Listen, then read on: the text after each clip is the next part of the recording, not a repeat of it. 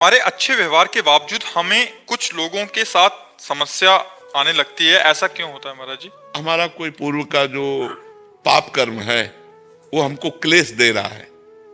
जैसे कभी कभी होता है कि हम आपके साथ बहुत अच्छा व्यवहार करते हैं लेकिन आप हमारे साथ अच्छा व्यवहार नहीं करते, तो वो हमारा कर्म आपकी बुद्धि में बैठ करके हमको कष्ट देगा। तो हमें चुपचाप भोग लेना चाहिए, क्योंकि हमने अच्छा कर्म किया है, हमने बुरा किया नहीं।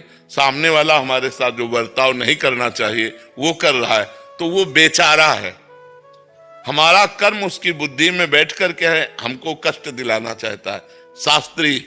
शास्त्रीय ज्ञान, अध्यात्म विद्या ऐसा कहती है, को न काहू के सुख दुख कर दाता, निज कृत कर्म भोग सुन भ्राता।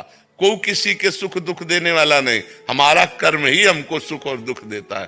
तो ये मानकर कि इस व्यक्ति के सिर पर अब इस समय हमारा कर्म सवार है जो हमको दुख देगा, इसलिए चुपचाप सहन कर लेना चाहिए। महाराज जी, राहुल सिंह का इनका प्रश्न है, ये कह रहे हैं कि हम किसी से निस्वार्थ भाव से किसी की सेवा किया, परंतु काम नहीं हो पाया किसी उससे, तो सामने वाला व्यक्ति हमें गलत मान लेता, तो ऐसे में महाराज जी फिर लोग भी भड़काते हैं उसे, और उससे वार्तालाप करके उसे समझाना चाहिए, राधा रानी पे छोड़ देना चाहिए? राधा रानी पे छोड़ दो, एक बार तो समझाना चाहिए, एक बार समझाना चाहिए, अपनी बात प्रस्तुत कर देनी चाहिए, फिर राधा रानी पे छोड़ दो।